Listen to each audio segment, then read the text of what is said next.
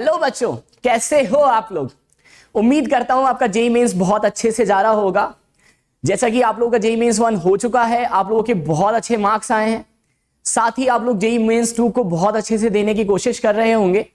और इसी में थोड़ा सा ऐड ऑन करने के लिए मैं आपके सामने कुछ ऐसे टॉपिक लाया हूं जो बहुत ही ज्यादा स्कोरिंग है, लेकिन जो बच्चा है उस टॉपिक को डिफिकल्ट मानते हुए छोड़ देता है या उसे अच्छे से समझ में नहीं आता। इसी सीरीज की बात कर रहे हैं और इसमें जो सबसे पहला टॉपिक आज मैं आपको पढ़ाने वाला हूं दैट इज एलसी ऑसिलेशन। अब ये एलसी ऑसिलेशन क्या होता है, इसको समझने से पहले हम बात करें ऑसिलेशन क्या होता है। जैसा कि आपने simple harmonic motion SHM chapter पढ़ा होगा और वहां पर आपने 3 टर्म्स को जाना होगा कि what is periodic motion, what is oscillatory motion and what is SHM that is simple harmonic motion. तो हम ये बोलते थे कि कोई भी पार्टिकल जो एक फिक्स पॉइंट के about that is known as mean position to and fro motion करता है, that motion is known as oscillatory motion. Similarly इसी चीज को, इसी कंसेप्ट को जब हम इंडक्टर और कैपेसिटर के केस में अप्लाई करते हैं तो हमें पता चलता है कि जब हम एक इंडक्टर को और एक कैपेसिटर को आपस में कनेक्ट कर देते हैं और हम मानते हैं कि अगर एनर्जी का कोई लॉस नहीं हो रहा है, तो हमें पता चलता है कि जो एनर्जी है जो इलेक्ट्रिक फील्ड की फॉर्म में स्टोर होती है इन अ कैपेसिटर प्लेट और मैग्नेटिक फील्ड की फॉर्म में स्टोर होती है इन इंडक्टर कॉइल, वो एक समय के साथ साथ एक्सचेंज होती रहती है। यानी electric energy converted into the magnetic energy and magnetic energy converted into the electrical energy, और वो एक पर्टिकुलर टाइम इंटरवल में होता है। तो हमें ऐसा लगता है कि यहां पर एनर्जी का ऑसिलेशन हो रहा है। इसी चीज को कैसे हम समझ सकते हैं, तो एक बहुत ही आसान इलिस्ट्रेशन से हम लोग स्टार्ट करते हैं। जैसे कि यहां पर आपको दिख रहा होगा मेरे पास एक इंडक्टर है और एक कैपेसिटर है। मैंने दोनों को आपस में कनेक्ट कर दिया। Initially at T is equal to 0, initially at T is equal to 0 जो हमारा कैपेसिटर है वो फुली चार्ज है। तो कैपेसिटर इज फुली चार्ज और उस पर चार्ज की वैल्यू दे रखी है दैट इज क्यू नॉट। अब मैंने t को 0 पर की को क्लोज किया। जैसे ही मैं की को क्लोज करूंगा, जो मेरा कैपेसिटर है क्योंकि वो अभी फुली चार्ज है वो डिस्चार्ज होना स्टार्ट करेगा, और जो हमारा इंडक्टर कॉइल है जो फुली डिस्चार्ज है वो चार्ज होना स्टार्ट हो जाएगा। यानी मैं ऐसे बोल सकता हूं कि इस केस में जो हमारी इलेक्ट्रिकल एनर्जी है वो कन्वर्ट होना स्टार्ट होगी मैग्नेटिक एनर्जी में, और धीरे धीरे जैसे जैसे एनर्जी कन्वर्ट होती जाएगी हमारा इंडक्टर चार्ज होता जाएगा। एक ऐसा समय आएगा जब आपका कैपेसिटर फुली डिस्चार्ज हो जाएगा और आपका इंडक्टर फुली चार्ज हो जाएगा, यानी आपकी सारी की सारी energy electric energy magnetic energy की फॉर्म में स्टोर हो जाएगी। तो उसको हम कैसे समझ सकते हैं, तो मान लेते हैं इनिशियली t इक्वल टू 0 पर कैपेसिटर पे जो चार्ज है that is equal to Q naught और इंडक्टर हमारा फुली डिस्चार्ज। तो अगर मैं आपसे टोटल एनर्जी की बात करूं कि सिस्टम के पास अभी टोटल कितनी एनर्जी होगी, तो आप बोलोगे कि सर टोटल एनर्जी जो है that is energy stored across the capacitor and energy stored across the inductor. क्योंकि इंडक्टर फुली डिस्चार्ज है तो energy 0 and capacitor fully charge है तो एनर्जी हो जाएगी Q not square by 2c। अब समय के साथ क्या होगा, धीरे धीरे हमारा जो कैपेसिटर है वो डिस्चार्ज होना स्टार्ट होगा, और जैसे जैसे कैपेसिटर डिस्चार्ज होगा कैपेसिटर की प्लेट पे चार्ज की वैल्यू भी कम होने लग जाएगी। तो मान लेते हैं eight any instant t charge on capacitor is Q।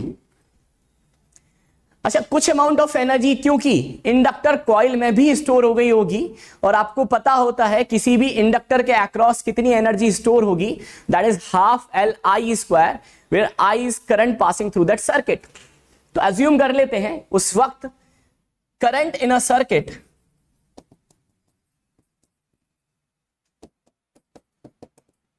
Is I।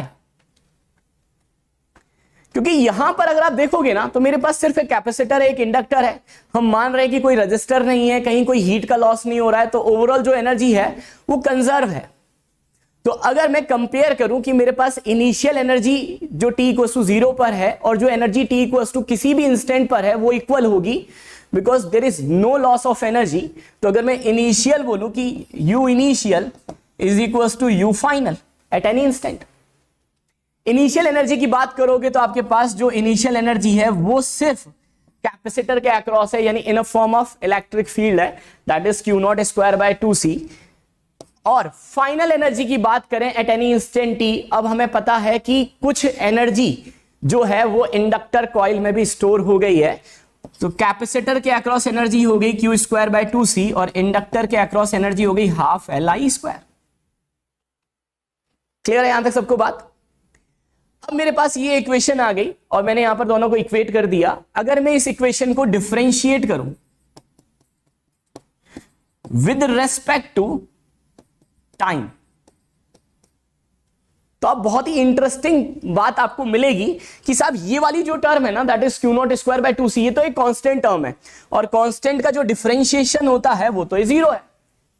अब ये कांस्टेंट कैसे हुआ? ओवरऑल एनर्जी जो है हमारे पास वो तो कंजर्व है ना भाई, तो ये टोटल एनर्जी है और ये कांस्टेंट है, कांस्टेंट का डिफरेंशिएशन जीरो। इसी तरह से यहां पर अगर आप देखोगे that is 1/2c, Q square का डिफरेंशिएशन हो जाएगा 2q एंड q का डिफरेंशिएशन होगा dq by dt plus that is half of l।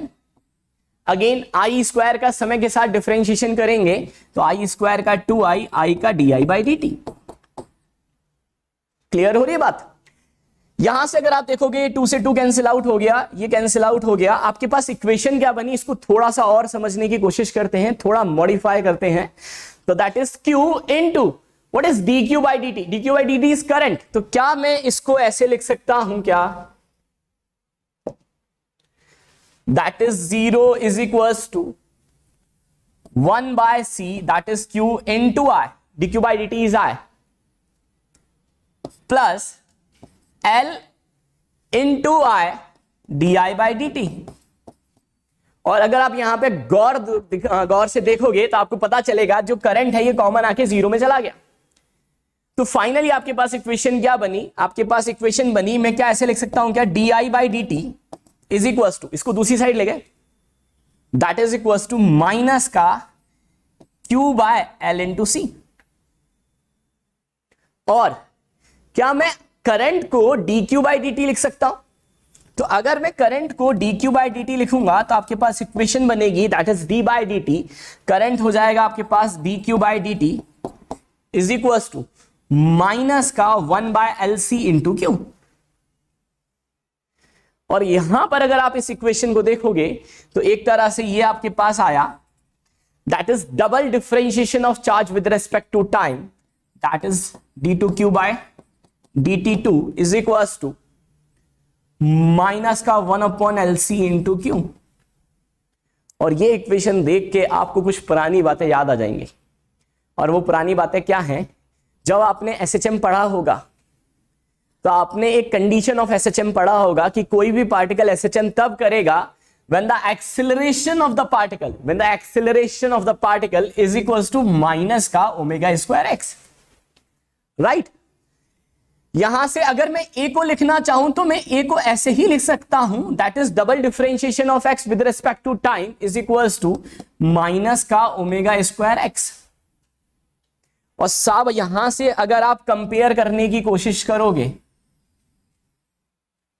तो आप बहुत आसानी से समझ पाओगे कि जो काम वहां पर एक्सेलरेशन जो x का था, पोजीशन का था, वो चार्ज का आ रहा है। यानी जैसा बिहेवियर वहां पर पोजीशन का था उसकी जगह एक तरह से हमारे पास चार्ज आ गया। यहां से कंपेयर करें तो मैं ये बोल सकता हूं कि ये वाली जो टर्म है वो एक तरह से ओमेगा स्क्वायर को डिनोट कर रही है। तो what is omega square? Omega square is equals to 1/LC and omega is equals to 1/√LC। Clear हो रही है बात? तो मेरे पास एंगल ऑफ फ्रीक्वेंसी आ गई है कि अगर LC ऑसिलेशन की बात करते हैं तो हमारे पास एंगल ऑफ फ्रीक्वेंसी आ गई। The value of the angle of frequency is equals to 1/√LC। और मैं चाहूं तो इस ओमेगा को फ्रीक्वेंसी या टाइम की टर्म में भी कन्वर्ट कर सकता हूं। तो अगर मैं टाइम पीरियड ऑफ ऑसिलेशन की बात करूंगा तो आपको याद होगा T इज इक्वल्स टू 2π/ω होता है। वहां से ओमेगा को रिप्लेस करोगे तो आपके पास टाइम आएगा 2π√LC। क्लियर हो रही है बात? यहां से मेरे पास टाइम पीरियड आ गया ऑसिलेशन का। अब यहां पे हम बात कर रहे हैं ऑसिलेशन की। देखो ऑसिलेशन हो किसका रहा है, तो मैं ऐसे बोल सकता हूं क्या कि जब हम एसएचएम की इक्वेशन लिखते थे तो हम पोजीशन की इक्वेशन लिखते थे कि जनरल इक्वेशन ऑफ पोजीशन क्या होगी। तो आप बोलते थे कि कोई भी पार्टिकल जो एसएचएम कर रहा है तो पार्टिकल की मीन पोजीशन से मीन से जो पोजीशन होती है that x is equal to a sine of omega t plus phi होती है, where a is amplitude of the particle, omega is angular frequency, t is time and phi is phase. Similarly अगर मैं यहां पर LC oscillation में charge की equation लिखना चाहूं, क्योंकि देखो साहब जैसा काम यहां पर पोजीशन का चल रहा था वैसा काम यहां पर चार्ज का चल रहा है। तो जिस तरह से एसएचएम में पोजीशन की इक्वेशन बनती थी उसी तरह से मैं यहां पर चार्ज की इक्वेशन बना सकता हूं। जैसे यहां पर पोजीशन की इक्वेशन थी x is equal to a sine of omega t plus phi, तो what is the equation of charge in the case of LC oscillation? आप बोल सकते हो x को रिप्लेस कर दो q से। a is amplitude that is maximum separation of the particle from mean position. तो अगर मैं चार्ज की इक्वेशन रख रहा हूं तो a की जगह मैक्सिमम चार्ज आ जाएगा। Sine of omega, omega is angular frequency, यहां पर हमारे पास फ्रीक्वेंसी हम लोग निकाल चुके हैं, into t plus phi and phi is initial phase. ये बिल्कुल वैसा ही रहेगा जैसा एसएचएम में था। मतलब क्या है, तो थोड़ा सा और गौर से इसको समझने की कोशिश करते हैं कि अगर मान लीजिए मेरे पास एक इंडक्टर कॉइल है और एक कैपेसिटर है and at t is equals to zero, at t is equals to zero the capacitor is fully charged.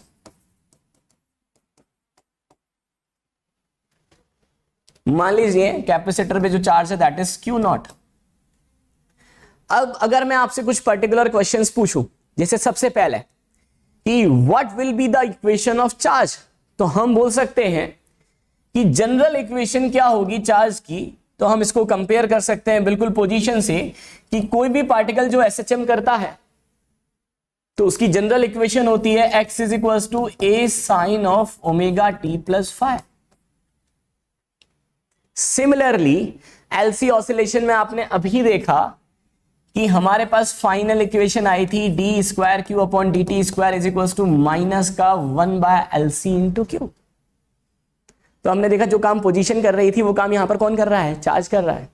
तो चार्ज की इक्वेशन क्या बनेगी, q is equal to x का मतलब था position of particle at any instant t, तो q का मतलब क्या हो गया, charge on capacitor plate at any instant t। a is maximum amplitude, sorry amplitude या maximum separation of particle from mean. इसी तरह से ये हो जाएगा maximum charge sine of omega t plus phi. तो बहुत आसान है। अब फाई की बात करें, फाई कैसे पता चलेगा, आपको यहां से दिख रहा होगा t इक्वल टू 0 पर कैपेसिटर फुली चार्ज है, तो इसमें t को 0 पुट करो और t इक्वल टू 0 पर कैपेसिटर पे चार्ज अगर Q नॉट है तो Q nought is equal to sine of, ये हो गया 0 प्लस फाई। तो यहां से sine phi is equal to 1 आ जाएगा और फाई की वैल्यू जो आएगी दैट इज पाई बाय 2। इसको पुट करोगे तो आपके पास चार्ज की इक्वेशन आ गई। The equation of charge is Q is equal to Q nought sine of omega T plus pi by 2। यानी चाहूं तो मैं इसको चेंज भी कर सकता हूं कॉस में, that is Q not cos of omega T, right. चलो अब इसको थोड़ा सा और इंटरेस्टिंग बनाते हैं। अगर मैं आपसे पूछता कि बताओ मैक्सिमम वैल्यू ऑफ करंट कितना होगा सर्किट में, वो कैसे आप कैलकुलेट करोगे? तो अगर आपके पास चार्ज की इक्वेशन है तो आप हर चीज कैलकुलेट कर सकते हो। कैसे? अगर मैं इसी को समय के साथ डिफरेंशिएट करूं तो I is equal to D Q by D T कितना आएगा, that is equal to Q not cos का डिफरेंशिएशन माइनस का sine of omega T into omega T का डिफरेंशिएशन ओमेगा। तो ये आपके पास कितना बना, दैट इज माइनस का Q nought into omega sine of omega T. और अगर मेरे पास ये एक करंट की इक्वेशन है तो आपको दिख रहा होगा ये वाली जो टर्म है वो आपको क्या दे रही होगी, that is maximum value of current. यानी अगर मैं आपसे बोलूं बताओ यार आई मैक्स कितना होगा, तो आप बोलोगे sir Q not into omega. और ओमेगा आपको पता है दैट इज 1/√LC। तो आंसर आएगा Q0/√LC। चलो, तो यहां से तो हमें समझ में आया कि हम चार्ज की इक्वेशन निकाल सकते हैं, हम करंट की इक्वेशन निकाल सकते हैं, मैक्सिमम चार्ज निकाल सकते हैं, मैक्सिमम करंट निकाल सकते हैं, हम चाहे तो एनर्जी भी कैलकुलेट कर सकते हैं कि कितनी एनर्जी किसी इंस्टेंट पर स्टोर हो रही होगी। क्योंकि मेरे पास इंस्टेंटेनियस करंट है, मेरे पास इंस्टेंटेनियस चार्ज है, तो इंस्टेंटेनियस एनर्जी किसी इंस्टेंट पर कैपेसिटर पर कितनी एनर्जी होगी वो हम निकाल सकते हैं, दैट इज Q²/2C। और किसी इंस्टेंट पर इंडक्टर के अक्रॉस कितनी एनर्जी स्टोर हो चुकी होगी, दैट इज 12LI²। लेकिन मैं आपको एक और बढ़िया मेथड बताता हूं, मैं आपको एक एनालॉजी बताता हूं जिससे आप SHM को और LC ऑसिलेशन को बहुत आसानी से कनेक्ट कर पाओगे और आप कभी भूलोगे भी नहीं। वो क्या है, मेरी बात पे एकदम गौर कीजिएगा। अभी हमें इतना तो समझ में आया कि जो काम वहां पर पोजीशन कर रही थी, यहां पर वो खेल चार्ज खेल रहा है। अब एक बार पोजीशन को डिफरेंशिएट करो तो ये आपको क्या देता है साहब, ये आपको वेलोसिटी देता है। तो चार्ज को डिफरेंशिएट करो तो dQ/dt क्या देगा आपको, करंट देगा। कुछ समझ में आया, कुछ दिखा कि जो खेल वहां पर वेलोसिटी का चल रहा था वो खेल यहां पर करंट का चलेगा। यानी मैं वो सारे फॉर्मूले अप्लाई कर सकता हूं जो वेलोसिटी के लिए हमने SHM में बनाए थे। मतलब क्या, आपको याद होगा SHM में हमने एक वेलोसिटी का फॉर्मूला बनाया था, v = ω√A² - x²। क्लियर है। और अगर मैं आपसे बोलता कि बताओ यार मैक्सिमम वेलोसिटी कितनी होगी, तो आप बोलते थे मैक्सिमम वेलोसिटी सर पार्टिकल की मीन पोजीशन पर होती है, और मीन पोजीशन पर x0 होता है, दैट इज ω/A। तो क्या यहां पर हम उस चीज को अप्लाई नहीं कर सकते क्या? बिल्कुल कर सकते हैं। गौर दीजिएगा, आपको बिल्कुल बात समझ में आएगी। मैंने अभी ये बोला कि जो काम वहां पर वेलोसिटी कर रही है वो खेल यहां पर करंट खेल रहा है। तो Vmax की जगह Imax, omega that is 1/√LC, और एम्पलीट्यूड की जगह, है ना, पोजीशन की जगह चार्ज आया था तो एम्पलीट्यूड की जगह मैक्सिमम चार्ज आया, और मैक्सिमम चार्ज हमें पता है दैट इज Q0। तो मैं डायरेक्टली बोल सकता था कि maximum current is equal to Q0 /√LC, जो यहां से भी आ रहा है। क्लियर हो रही है बात? तब आपको चीजें दिखने लगी होंगी। तो सिमिलरली क्या अब आप इस फॉर्मूले को चेंज कर सकते हो क्या? बिल्कुल कर सकते हो। अगर मैं इसको चेंज करना चाहूं तो देखो मैं कैसे चेंज कर सकता हूं।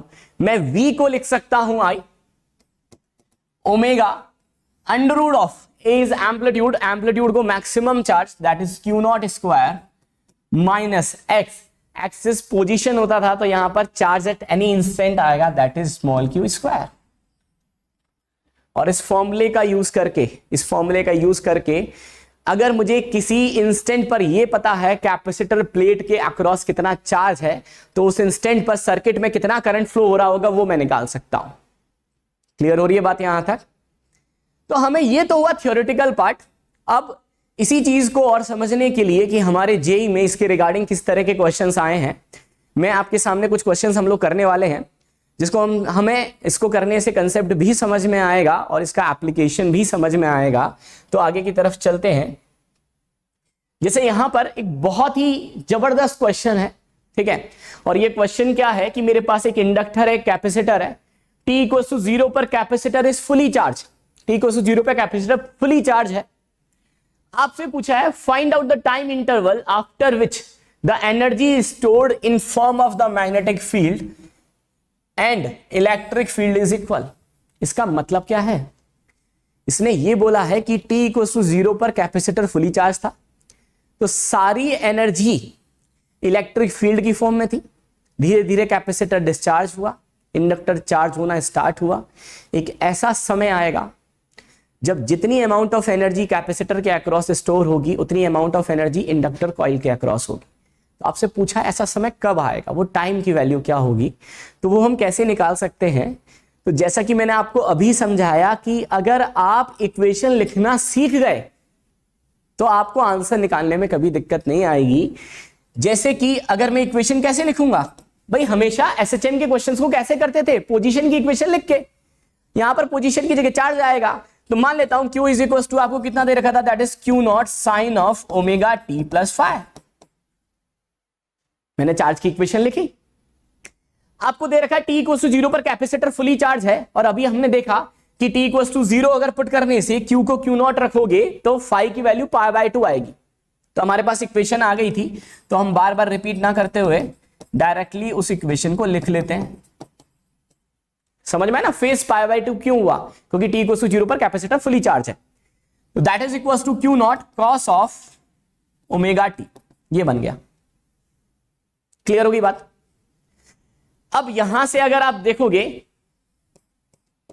तो आपको क्या दे रखा है कि जो वो टाइम इंटरवल जब energy stored in a form of magnetic field और energy stored in a form of electric field equal है, तो ये कैसे निकालोगे, बात ध्यान से सुनना। मुझे बताओ टोटल एनर्जी कितनी थी, क्या मैं टोटल एनर्जी को Q नॉट स्क्वायर बाय 2 लिख सकता हूं क्या? बिल्कुल लिख सकता हूं, क्योंकि T इक्वल टू 0 पर इंडक्टर के अक्रॉस तो कोई एनर्जी है ही नहीं, सारी एनर्जी जो है वो कैपेसिटर प्लेट के अक्रॉस। और क्योंकि एनर्जी का कोई लॉस नहीं हो रहा, तो ये जो एनर्जी है वो दो लोगों में बटेगी, एक तो कैपेसिटर और एक इंडक्टर। और इस इंस्टेंट की अगर मैं बात कर रहा हूं तो जितनी एनर्जी इंडक्टर के अक्रॉस है उतनी ही एनर्जी कैपेसिटर के अक्रॉस है। तो U inductor is equal to U capacitor. तो अगर मैं इसको लिखना चाहूं तो क्या मैं इसको 2 टाइम्स ऑफ कैपेसिटर एनर्जी बोल सकता हूं, क्योंकि ये दोनों बराबर है। और मान लेते हैं इस वक्त कैपेसिटर पे जो चार्ज है वो स्मॉल क्यू है, तो क्या मैं कैपेसिटर की एनर्जी को small Q square by 2c लिख सकता हूं? बिल्कुल लिख सकता हूं। तो बस इसी को यहां पे पुट करते हैं, तो that is Q nought square by 2c is equal to 2 into capacitor की इस इंस्टेंट पर इसके अक्रॉस कितनी एनर्जी होगी, that is small Q square by 2c। यहां से देखोगे ये कैंसिल आउट हो गया, और यहां से आपके पास स्मॉल क्यू की वैल्यू आ जाएगी, that is Q nought by √2। तो यहां से एक चीज तो समझ में आ गई कि वो समय जब कैपेसिटर के अक्रॉस और इंडक्टर के अक्रॉस एनर्जी इक्वली डिस्ट्रीब्यूट हो जाएगी, उस वक्त कैपेसिटर प्लेट पे जो चार्ज होगा वो मैक्सिमम चार्ज का √2 टाइम्स होगा, मतलब 1/√2 टाइम्स होगा। और अगर चार्ज आ गया तो बस उसको इस इक्वेशन में रख देते हैं, हमारा आंसर आ गया। क्योंकि Q की वैल्यू पता है आपको, Q की वैल्यू है Q नॉट बाय √2, Q की वैल्यू है Q nought by √2 is equals to Q not cos of omega T. ये कैंसिल आउट हुआ। 1/√2 is equals to cos of omega T. तो क्या मैं ओमेगा टी को π/4 लिख सकता हूं? बिल्कुल लिख सकता हूं। क्या मैं यहां से समय निकाल सकता हूं? समय आएगा π/4 अपॉन ओमेगा, बिल्कुल। और ओमेगा आपको पता है, ओमेगा इज 1/√LC, तो दैट इज π/4 एंड 1/√LC। तो समय कितना आया, t की वैल्यू आपके पास आई है, दैट इज π/4√LC। ये हमारा समय आ गया। क्लियर हो रही है बात। आइए आगे चलते हैं अगले क्वेश्चन की तरफ। अब आते हैं अगले क्वेश्चन पर, और अगला क्वेश्चन क्या है कि मेरे पास एक कैपेसिटर है, इंडक्टर है, T इक्वल टू 0 पर कैपेसिटर फुली चार्ज है। कैपेसिटर प्लेट के अक्रॉस जो टोटल चार्ज है दैट इज Q नॉट। और आपसे पूछा है the maximum value of current and the maximum value of di/dt। अब शायद मुझे इसको सॉल्व करने की जरूरत ही नहीं है, क्योंकि आप समझ चुके होंगे हम इसको कैसे सॉल्व करेंगे। क्योंकि कैपेसिटर T इक्वल टू 0 पर फुली चार्ज है, तो सबसे पहले हम चार्ज की इक्वेशन लिखें, और चार्ज की इक्वेशन होगी Q is equal to Q nought sine of omega T plus phi, और फाई हो जाएगा π/2, क्योंकि कैपेसिटर फुली चार्ज है। तो साहब ये इक्वेशन बन गई हमारे पास, that is Q not cos of omega t. पहला, the maximum value of current कैसे निकालोगे, इसको डिफरेंशिएट करके भी निकाल सकते हैं और वेलोसिटी से कंपेयर करके भी निकाल सकते हैं। Maximum velocity, maximum value of current वही होगी जो एसएचएम में मैक्सिमम वैल्यू ऑफ वेलोसिटी होती थी, दैट इज ए ओमेगा। तो एक ही जगह Q नॉट इंटू ओमेगा वही आना है, तो यहां से भी वही आना भाई। डिफरेंशिएट करो, तो I is dQ/dt is equals to Q not cos का डिफरेंशिएशन माइनस का sine of omega T and omega T का ओमेगा। तो ये बना आपके पास माइनस का Q not into omega sine of omega T. तो this is maximum value of current, this is maximum value of current, right. अगला, what is the maximum value of D I by D T? तो कुछ भी नहीं करना है, इसको एक और बार डिफरेंशिएट करना है। तो अगर मैं इसको एक और बार डिफरेंशिएट करूंगा तो d I by D T कितना आएगा? तो दिस इज माइनस का Q not into omega, and sine of omega T का डिफरेंशिएशन आएगा cos of omega t into omega T का डिफरेंशिएशन आएगा दैट इज ओमेगा। तो आपके पास वैल्यू क्या आई? दैट इज माइनस का Q not into omega square, minus का Q not into omega square cos of omega T. और यहां से आप देखोगे कि maximum value of D I by D T will be Q not into omega square. The maximum value of the D I by D T is q not into omega square, and omega square की value हम पहले ही calculate कर चुके हैं। The value of the omega square is 1/LC। बस इसको यहां पर पुट कर देते हैं, तो आपके पास जो फाइनल आंसर आएगा that is q not upon LC। Clear हो रही है बात यहां तक? तो आज हम लोगों ने बात किया LC ऑसिलेशन की, LC ऑसिलेशन को जाना, किस तरह से हम एनालॉजी का यूज कर सकते हैं। यानी हम लोगों ने जो SHM में पढ़ा, हम लोगों ने जो पोजीशन वेलोसिटी की बातें की SHM में, उन सारी चीजों को हम कैसे अप्लाई कर सकते हैं in case of charge, in case of current. हमने इस चीज को समझा कि जिस तरह से वहां पर पोजीशन है, यहां पर चार्ज है, जिस तरह से वहां पर आपके पास वेलोसिटी है, उसी तरह से सारे के सारे फंक्शंस यहां पर करंट में आते हैं।